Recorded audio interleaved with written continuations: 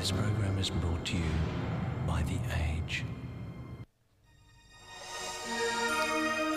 Whig battle returns to the Senate as Aboriginal rights extend their reach.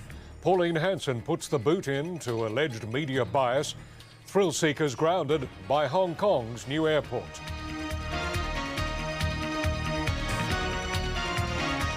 From National 9 News, this is Nightline with Jim Whaley. Good evening. The Senate tonight continue to debate the WIC bill. Senator Brian Harradine is strongly defending his decision to broker a deal with the government over native title.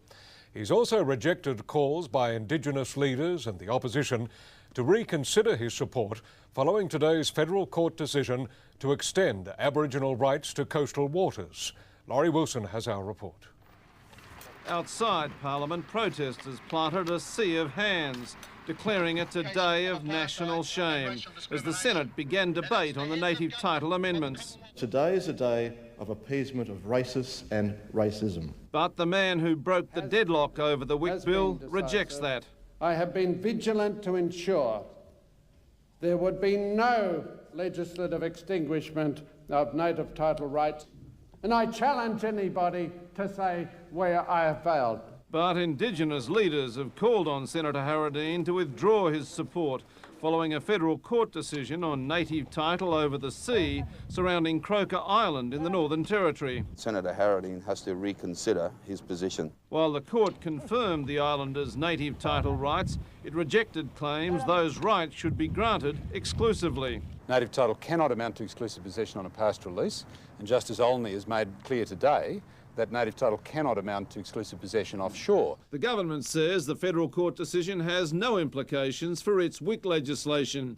The only remaining doubt over the bill's passage, which way Senator Mal Colston will vote. I'm confident that at the end of the day he will not vote against the bill. As for the other crucial legislation before the Senate to sell the remainder of Telstra, both Senator Harradine and Senator Colston are yet to declare their hand. Laurie Wilson reporting for Nightline. Pauline Hanson accused the media of bias today before selectively culling those attending her news conference. The government, meantime, believes Ms Hanson has been using protective service officers as her private bouncers and may strip the One Nation leader of her 24-hour guard. Democracy, One Nation style. Who's the QT journalist? Pauline, please leave the office.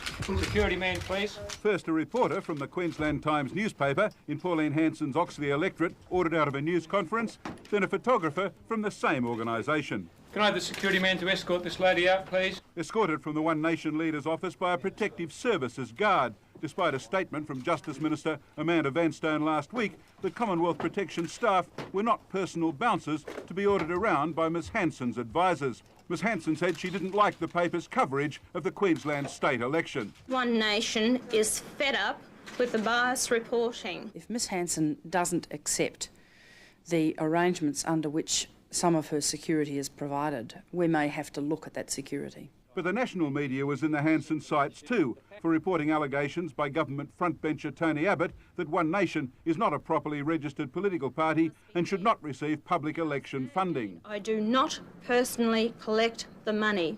The vast majority will be returned to our candidates. Now I've made a complaint that registration was obtained by fraud or misrepresentation. Another move to discredit Ms Hanson backfired today. Government sources claimed she acted improperly by not declaring in the register of MPs' interests that she's a director of a company, Pauline Hanson's One Nation Limited.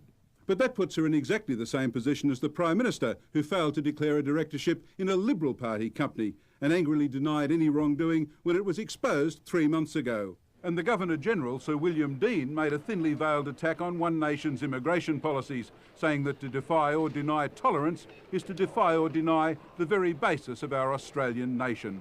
Laurie Oakes for Nightline. Investigators believe today's colliery tragedy near Newcastle may have been caused by miners hitting a fault. The 39-year-old father of two, Anthony Carroll, was killed, and 26-year-old Tony Dixon suffered serious injuries when the roof of a shaft collapsed about 180 metres underground.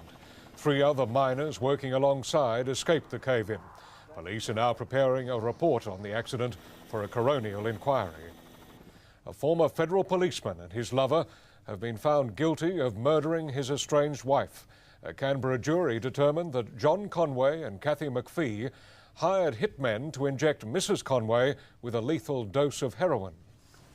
John Conway spent his life enforcing the law before he broke it in a most calculating and cowardly way. Angered by a lost child custody battle, he ordered hitmen Barry Steer and Daniel Williams to make the murder of his wife Ricky look like suicide from heroin overdose for a $15,000 fee. In the months prior to her death, the prosecution claimed he planted heroin foils in her home and poisoned her coffee to brand her a heroin addict. His accomplice, the love-struck Kathy McPhee. The prosecution says so blinded by her desire to be with Conway, McPhee did the dirty work, acting as middleman between Conway and the assassins. The prosecution claimed while masterminding the plot, Conway was far from clever, employing incompetent hitmen. They removed the syringes from the victim's home, immediately raising suspicion. The hitmen pleaded guilty to the bungled murder and became the Crown's key witnesses. They're serving 18-year sentences. The verdicts bring to an end more than a year of heartache for the victim's family. Ricky was a kind and caring person who made the mistake of loving unwisely. Sentencing will begin tomorrow. Tamara Pooley reporting for Nightline. The New South Wales government has announced a shake-up of the tow truck industry after a report found it riddled with violence and infiltrated by criminals. Former State Police Minister Peter Anderson investigated the industry following the gangland-style slaying of tow truck driver Albert Breaker in February. He's recommended stricter controls for tow truck licences and an allocation system so only one truck attends for each damaged car. The insurance industry has backed the reforms. Victoria's environmentally controversial tourist development on Phillip Island has been the target of an apparent sabotage attack. Staff at the Seal Rocks site, which is within the renowned Fairy Penguin Reserve, were today cleaning up a flood in the pumping room, which almost wrecked the firefighting system. That would have seen the centre shut down for at least a month. Police suspect the culprits had a close working knowledge of the equipment. There was always a heart-pulsing bonus to any holiday or business trip to Hong Kong, the thrill of the approach to the airport past a maze of apartment blocks. But now that's all just one more vapour trail in aviation history, with the opening of Hong Kong's new airport. For Hong Kong, another new beginning, the first flight into Chek Lap Kok Airport. $33 billion and 9 years in the making, CLK now replaces what for millions of passengers had become the white-knuckle ride. Little wonder pilots call this the Kai Tak heart attack. I think it's a good description. That's probably why I'm on my third transplant. The closer the end, the bigger the crowds, vantage points filled to overflowing as the last few jumbos squeezed in. Just wanted the experience of the approach and the atmosphere and everything for the last time. It's almost like say goodbye to an old friend. The final arrival, the final departure, the final farewell. Goodbye, Kai Tak, and thank you. After 73 years of drama, darkness.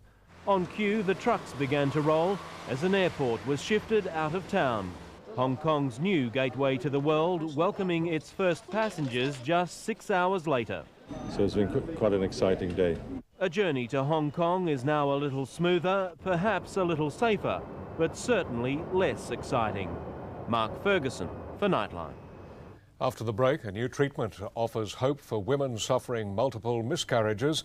And 80 years on, a salute to an Australian soldier killed on the battlefields of France.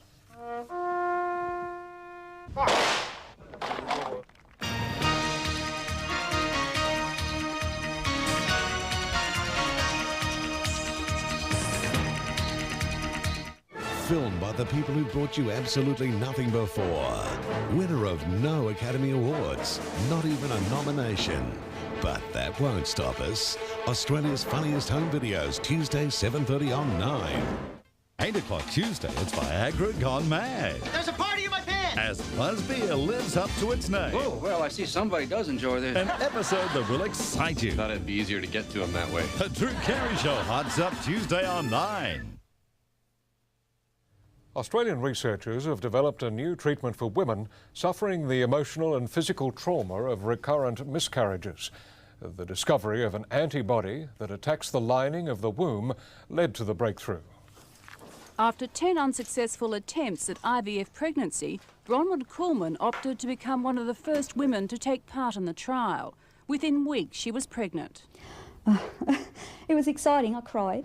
The new treatment was discovered after a study showed women who had